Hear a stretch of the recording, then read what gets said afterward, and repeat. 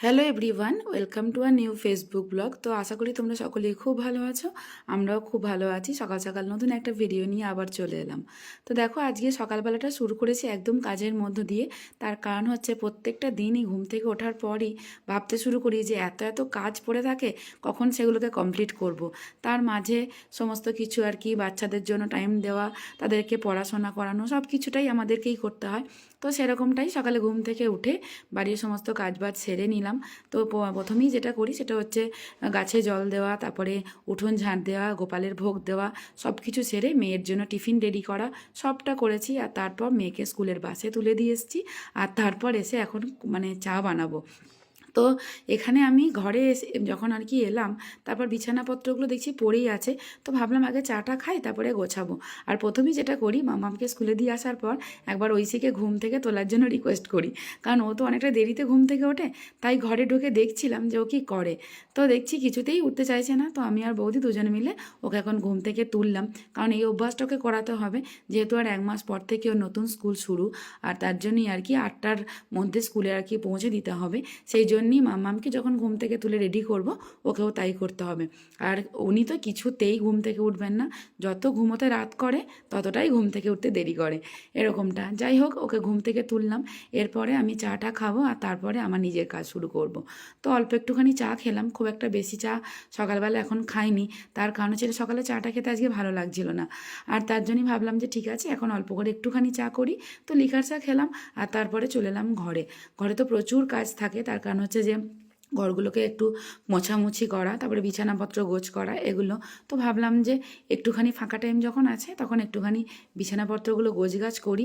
আর কিছু কিছু কাচাও তো থাকে, সেগুলো একটুখানি তুলে রেখে দিলাম, পরে কাচবো।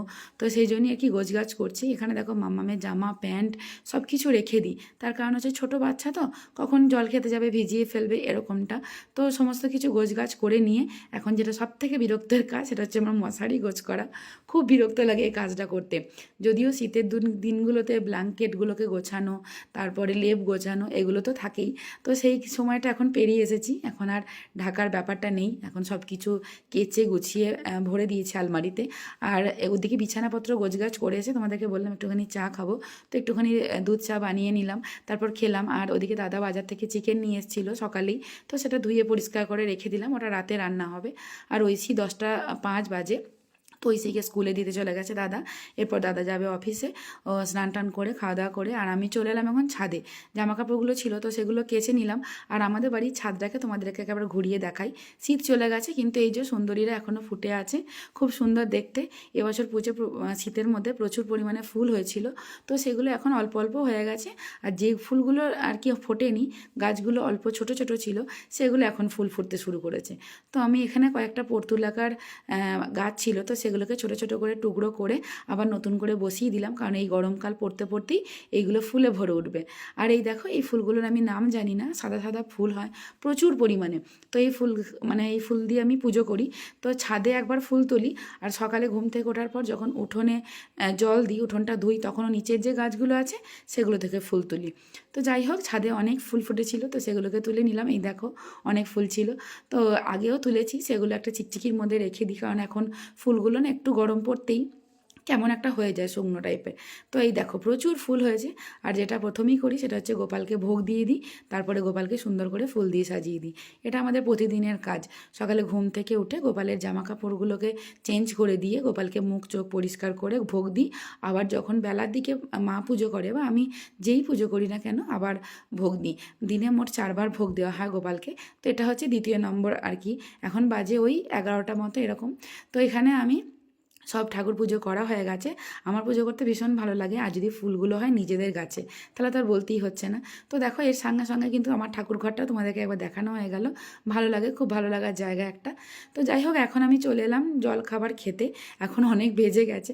তো আজকে আর জলখাবারে নতুন করে কিছু হয়নি, আগের দিনের শিবরাত্রি গেছে, তো সেদিনকে নিরামিষ আলুর দম ছিল।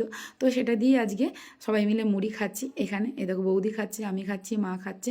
সবাই আলুর দম নিয়েছি, শুধু মা ছাড়া। মা শশা দিয়ে খাচ্ছে। মা যেহেতু সুগার আছে মায়ের, তো তার জন্য মা আলু খায় না।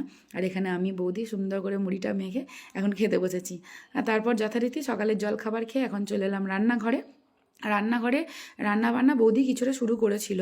তো এখন আমি আবার নতুন করে যেটা বাকি আছে সেটা করব। সেটা হচ্ছে আমার হাতের চিংড়ি মাছ, তারপরে আলু দিয়ে তরকারিটা খেতে বৌদি ভীষণ ভালোবাসে। যে কোনো একটু ঝাল মশলার তরকারি, মানে একটু মশলাদার তরকারি হলে ওটাকে আমি রান্না করি, ভালো লাগে। ওরা আমার হাতের রান্নাটা খেতে ভালোবাসে, আর আমিও খুব মানে নিজেও রান্না করতে ভালোবাসি। আর আজকে নিম পাতা ভাজা করেছি। তো এখানে দেখো মামামকে এখন নিতে চলে এসেছি, স্নান তো করিয়ে নিয়েছিলাম পুজো করার সময়। তো মামামকে নিতে চলে এসেছি, ওর বাস আসবে। আর এখানটা প্রচণ্ড রোদ। আগের বছর এখানে 2-3টে গাছ ছিল, এবছরে সব গাছগুলো কেটে দিয়েছে, যার জন্য দাঁড়িয়ে থাকতে ভীষণ কষ্ট হচ্ছে। আর যেটা প্রথমেই বলি, মামামের বাস চলে এসছে। বাস থেকে নামার পর কি আনন্দ আজকে!